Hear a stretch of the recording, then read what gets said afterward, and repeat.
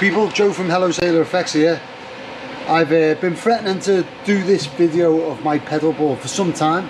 A few people have asked me about it, so I thought what better time to do it than when I was stuck on board duty. So here we go. First of all, the pedal board itself is from Alder and Ash pedal boards. Fantastic pedal board. It's built probably as good as anything in the world, I would say. It's very solid and it looks amazing. I went with thorn and walnut. You can't really see it very well in this shot, but I will try and post some pictures with this video. So first of all, I'll go through the signal chain, and then I'll do a couple of sound demos. You'll have to excuse my playing. Definitely not a guitarist. I'm more of an engineer. So yeah, I'll be using my 1960 Gibson Melody Maker, which is on board for the last time in its career before I leave the Navy. It's getting retired, taken home, so it'll just be a home for testing pedals, and I'm going to bring the Flying V back on board. We also have my Maybury guitars on board that one of the other lads is using at the minute. Right, so first of all, I've always wanted to say, and here's my white coily cable, just like Gearman Dude, but I haven't got a white coily cable. I have in fact got a brown coily cable. So brown coily cable into the side of the pedal board, and the first thing it comes to is the Kingsley Peasant. Now this says on the actual pedal itself that it's a valve tone cultivator. I definitely agree with that. It's very dynamic. It's kind of touch sensitive, and I have it sort of set at about 10 o'clock on both volume and Z input. That's the first pedal on the chain, and that sounds like this. Oh, we're there. Here's my clean tone. I should say that's not really just guitar into amp. I have got the Boeing reverb on underneath the board. I'll show you that, but this is the bridge pickup of the Melody Maker, straight into the front of my Victory DP40. And the speaker being used is an JBL E110. It's a fantastic speaker. One of the first times of me plugging into it, and I haven't had enough. So here is the Kingsley Peasant.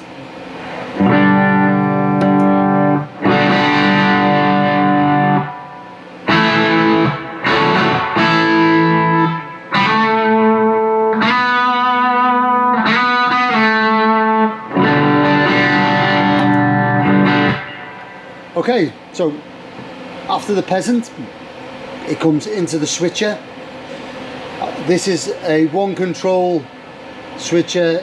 You can program it to turn on a couple at a time.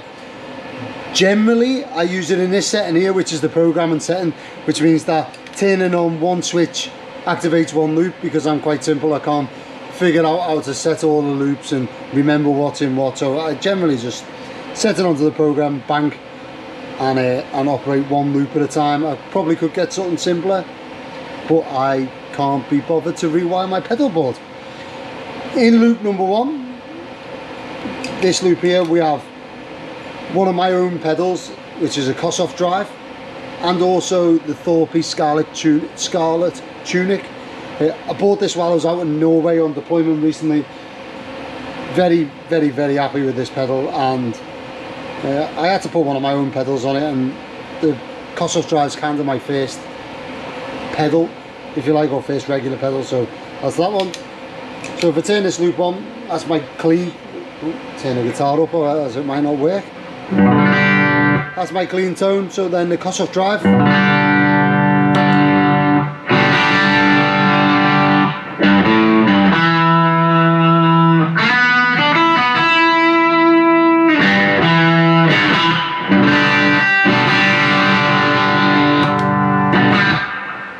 Right, that's the Kossoff drive, and then in the same loop is the Scarlet Tunic.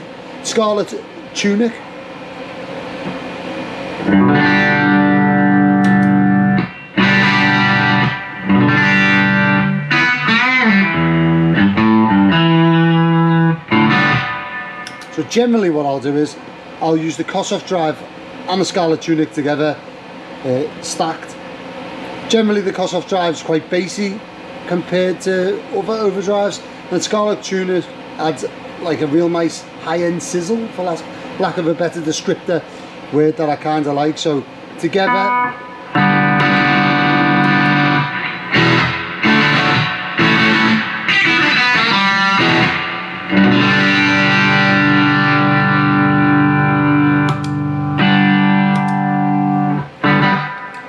and that's in loop 1. Now loop 2, I've got the MXR Dookie Overdrive. When I was first starting out, I was a massive Green Day fan. I really got into the American Idiot era, Dookie era songs. I know that's not very very blues boomer of me, which is my usual type of music, and it's not very cool in a sense of what is popular today, but I love this pedal and I'm a massive Green Day fan, so here's what it sounds like.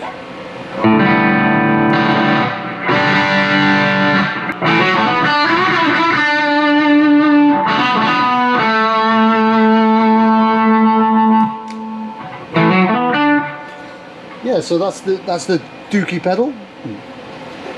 Then from the Dookie pedal back into the switcher, we then have this loop here, which is for my PRS Mary Cries compressor. That's underneath the board at the minute, and this switch is real temperamental, so sometimes it turns on, sometimes it doesn't. I do need to repair it. I'm real lazy, I haven't repaired it yet. It's probably going to take me 10 minutes, but there you go. So we'll see if we can get this working. Oh, look at that first time.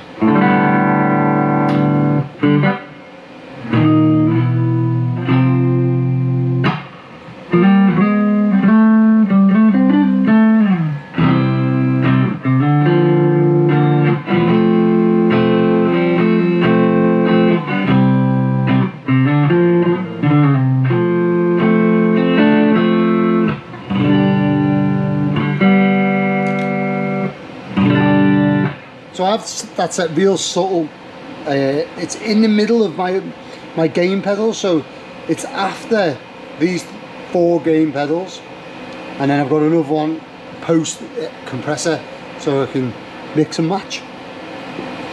Then moving on from that, we've got my favourite modulation pedal in the world, which is the Camo Flange. This is number 10 out of the first run. I did, however, miss the first 100 that TPS released before the Camo Flange come out. I forget what happened. I think something was going on with my daughter. She needed my attention for 10 minutes and I just so happened to miss the drop. Fantastic. But I got on Anderton's website and I managed to snag number 10, which I'm over the moon about. So this is the Camo Flange.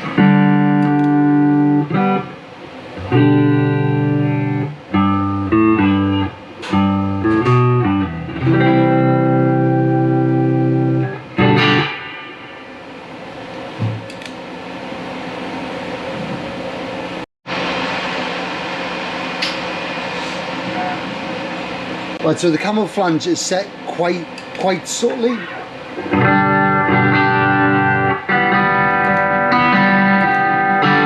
But it sounds really good if you add some overdrive on. So here's the Kingsley Peasant with it.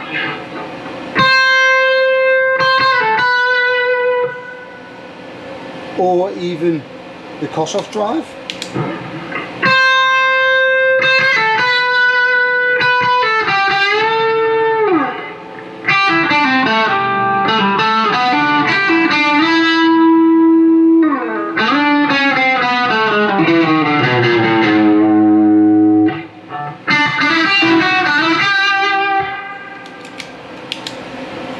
Yeah, so that's how that sounds. Next in the signal chain, we go under the board again. In fact, I'll just show you that now. And we go to the D&M drive, which... Right, so from earlier on, here's my compressor, the Wing, Mary Cries. Keep going to call it the Wing Cries Mary. Can't get that song out of my head. Anyway, next is the D&M drive. I managed to snag the blackout version. I'm not sure from when this was from, but it did come with some nice paperwork that said there's only 200 made and so forth. As you can see, I generally use the mix side as it's after all of them pedals that we previously discussed, and I use it as kind of a boost just to add a little bit more to it. So if I was using, for example, the Kingsley Peasant,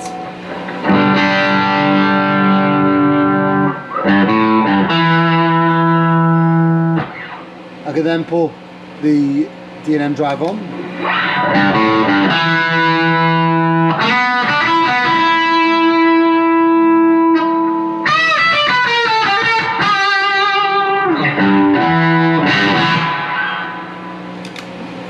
And then on its own in isolation.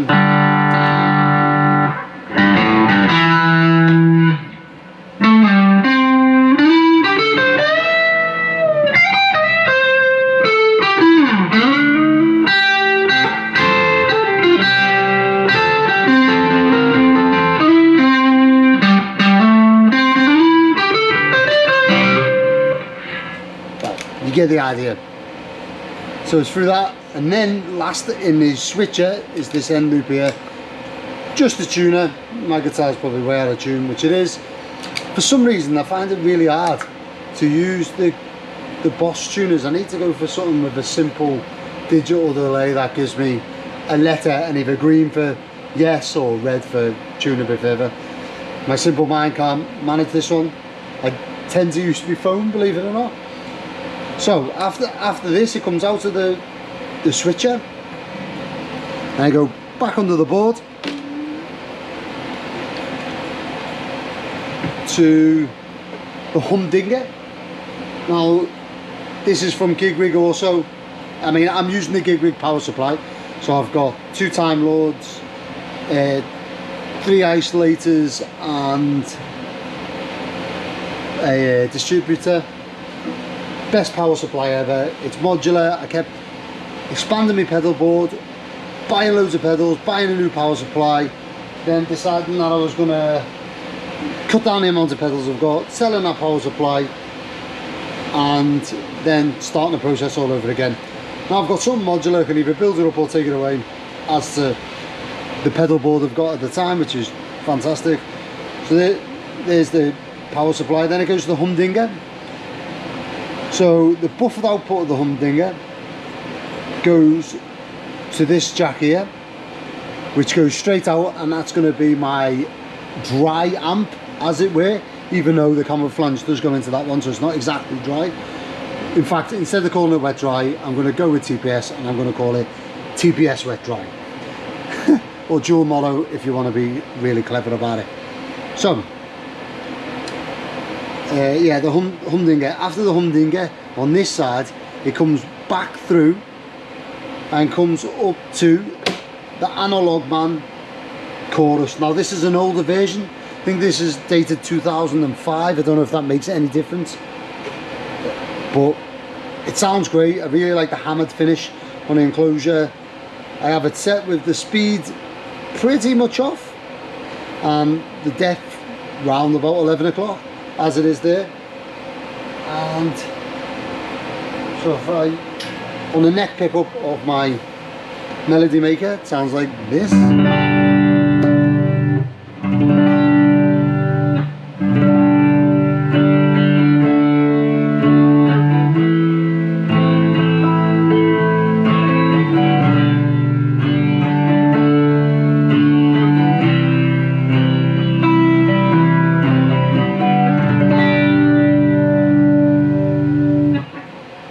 Anyway, great pedal, love how that sounds. So that will be only going to my wet amp when I'm running 2 amps. Right now I've only got 1 on because I'm stuck on board duty. Goes from here into the first Demodash T120 videotape echo. If you've never tried this pedal, please, please, please, please, please go out and buy one right now at the Rush. Run, what are you still watching this video for? Go and buy one now. They are fantastic. So this is an early one. I bought this some time ago. Then later on, Steve was kind enough to send me this one as a pedal swap for, I can't remember what, I think I built him a fuzz. But he sent me a few pedals anyway. Fantastic brand, fantastic guy. These are meant to emulate a videotape with the quality of the tape you can vary yourself, so you get that sort of fluttery modulation-y effect. Now what I've done is, because I don't know whether people follow me on Instagram or not, but on my Instagram you will have seen pictures of a Crocskin Selmer tube tape echo that I've got. Now I love that thing, but it's so rare, so unusual and so unpredictable. I'm not going to bring it on board with me, so I leave that at home. And what I do is I use these two delays set differently to try and get a sense of there being two echo heads on a tape delay. Bear with me. So here's how the first one's set.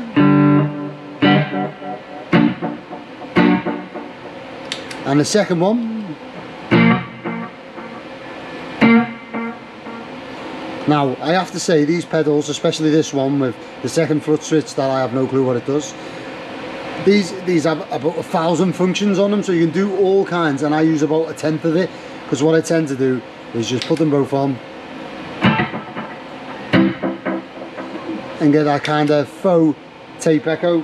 So here's how it sounds.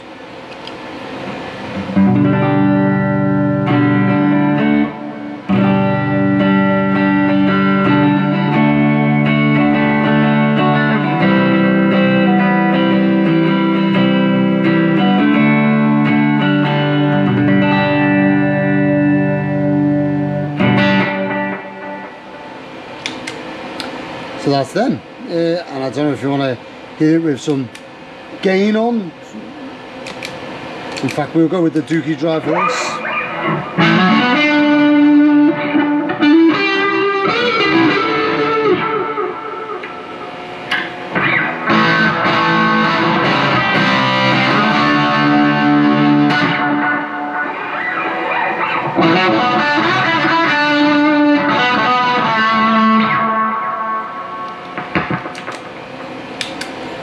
So that there's the two T120s used in conjunction to make a tape echo. And then last on the list, as previously alluded to, is my J-Rocket Boing. Totally chose this pedal after watching the TPS episode on spring pedals. I think they said it got closest to the Fender tube reverb and one of their amps. But what I really chose it for is there is just one knob. Do I want more reverb? Yes. Turn the knob up? No, turn it down. My simple mind really appreciated that. And also I like special mentions. I've only just got this compressor, so up until recently, for the past few years, I've had a compressor by JSA effect pedals. Now my buddy Simon makes them pedals, and he made me the most amazing discreet pedal. It had five knobs on it. One of them was a clicker tone switch, there was a clean blend, there's all this cool and amazing stuff that someone with more musical talent than me could probably set to sound pretty good. However, after watching a few videos about the Mary Cries, the fact that it was just compression and output gain sold me on it, and I really fancy trying it on.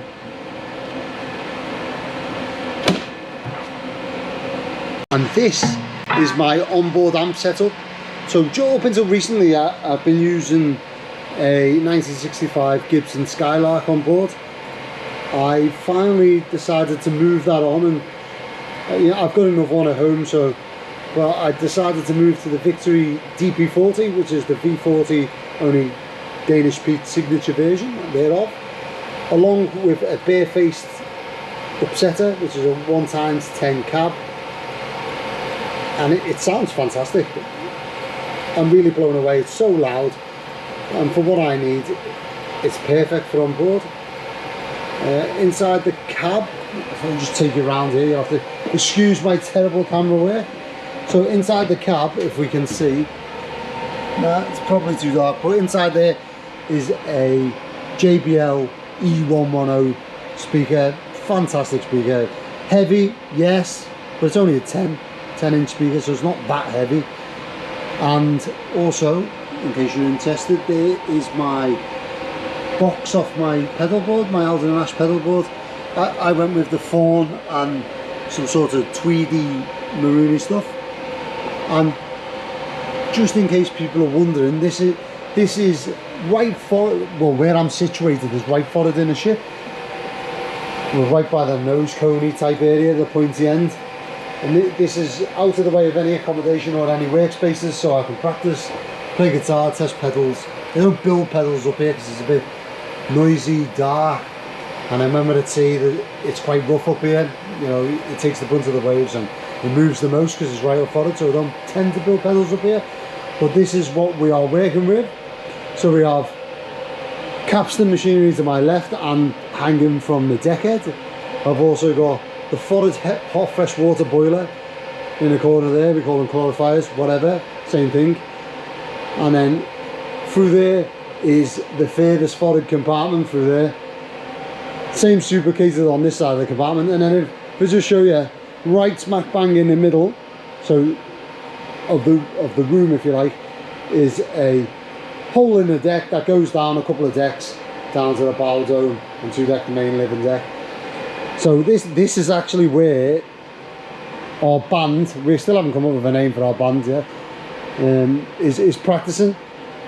So I'll be in this corner, tucked away with my ridiculous sized pedal board compared to everyone else. And then we'll have our singer over there, another guitarist over there. We haven't quite managed to fit a drum set up here. Hope you enjoyed this video. If you've got any suggestions for other videos, I'd be more than happy to hear them.